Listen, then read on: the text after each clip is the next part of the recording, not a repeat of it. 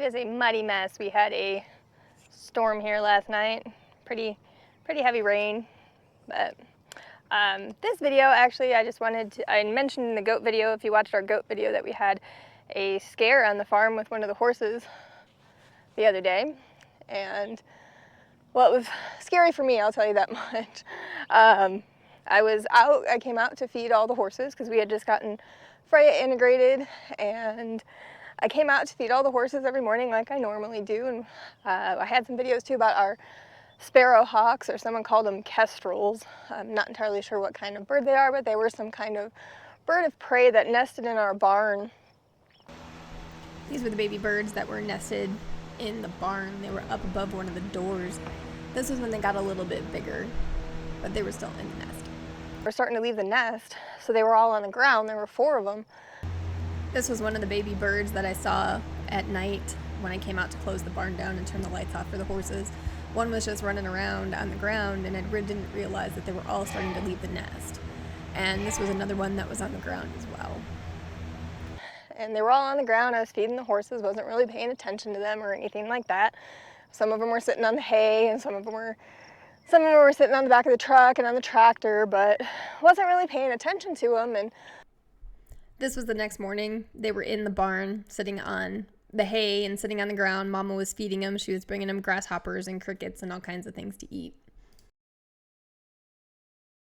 I finished feeding the horses, and the horses were actually acting a little bit strange. Not their normal, kind of skittish and things like that. And so I kind of thought something was going on, but wasn't quite sure what. Didn't know if it was because Freya was just integrated with them and they were still a little unsure about that, or what the situation was. Well, got everyone fed, and Sophie and Miley are the last ones that usually eat, so got them fed and went to go fill up their buckets for the afternoon for their dinner. And I looked down, and there's a rattlesnake eating one of the kestrel birds.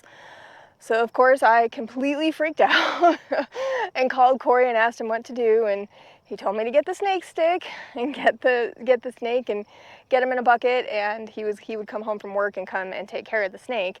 Obviously you can't kill a rattlesnake here in Texas. They are protected. So I got him out of the barn.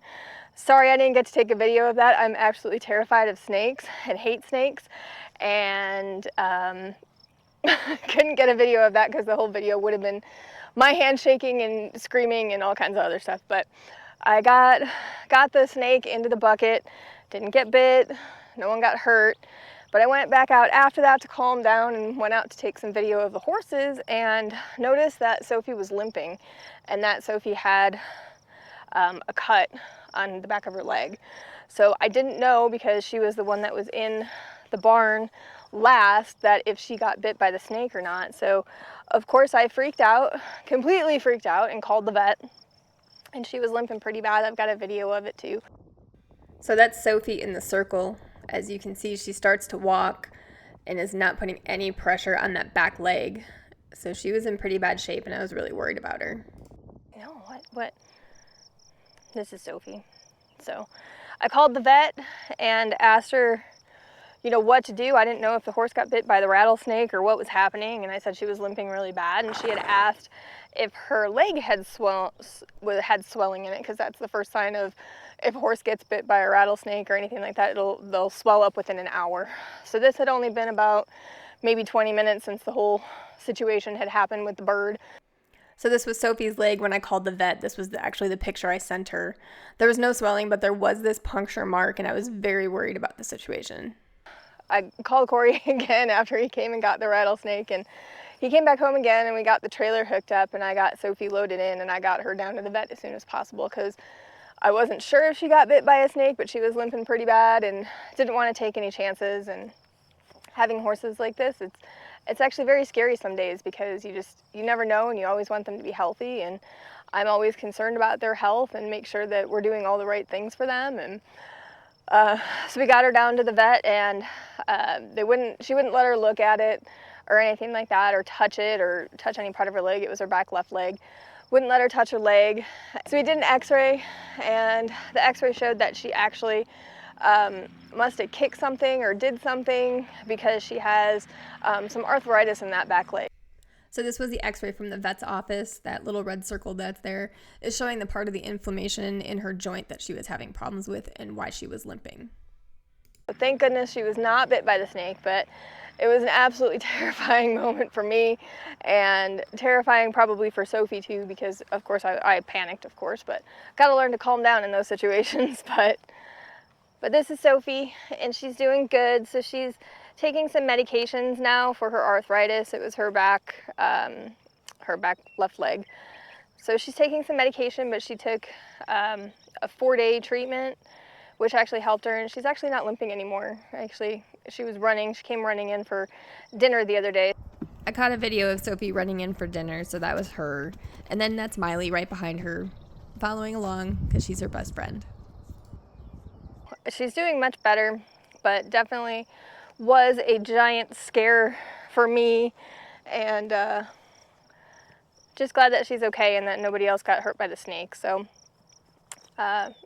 sometimes on the farm, things can be very scary. And so we got that taken care of, and I got Sophie back home, and then later that afternoon, I was out in the barn feeding everybody dinner, and I looked over in the pallets where we keep the round bales of hay, and there were 2 more snakes in the pallets. We had some people over talking to us about solar, and he actually caught this video of Corey taking the snakes out of the barn. These weren't rattlesnakes, these were bull snakes, so we just released them on the property because they do actually keep away the rattlesnakes. So it was a day of snakes, and it was quite terrifying because I absolutely hate snakes and everything about snakes, and it was just a bad day all around. But I was just glad that nothing happened with the horses and that the horses were all fine and nobody else got hurt. I do feel bad that the bird did pass away, but I'm glad everyone else was okay and nothing else happened. But it was a terrifying moment, and when Corey actually saw the rattlesnake and got him out of the bucket wherever he released him, he said it was a big snake. It was probably 9 years old because it had 9 little buttons on its tail, and it was very angry. So I do have a picture of it. I was terrified, but Corey took a picture of the snake. So this was the rattlesnake. You can't really see him because he does blend in with the grass, but this was him when he was out of the bucket, and you can see how big he actually was. But Sophie is walking much, much better. She wasn't even putting any weight on her back leg. Hi, baby. I know. Did you tell them that your leg was hurt and that you have arthritis and that old age really stinks? I know. I feel your pain. I know. Old age is no fun.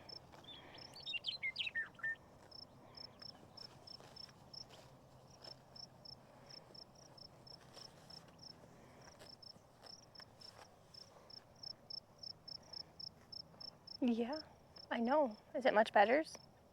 Yeah. So that was my terrifying experience with Sophie. So to combat our snake issue, we keep 2 buckets here. We also have our snake stick.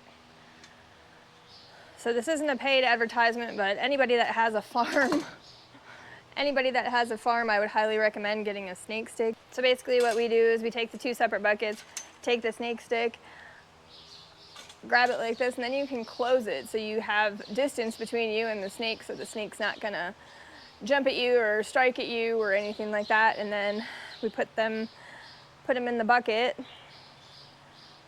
put the snake in the bucket, holding the handle still so you have control of the snake's head, and then place the other bucket on top. So what this does is controls the snake from jumping back out or lunging at you, and it still gives you time to pull the snake stick out, and then you leave the other bucket on top.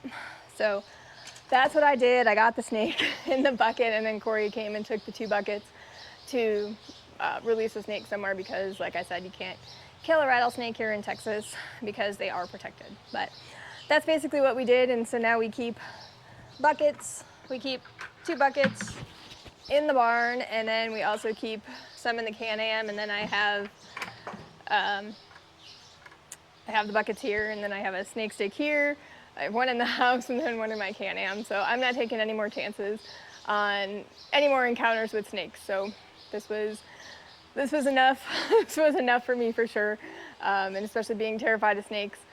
It was a very traumatic experience for myself. But pray that there's no more encounters like that. So, but stay tuned. We've got lots more coming, and I've got lots more announcements to make and stories to tell, and all kinds of crazy things going on around the farm. But we appreciate your support, and thank you so much for watching.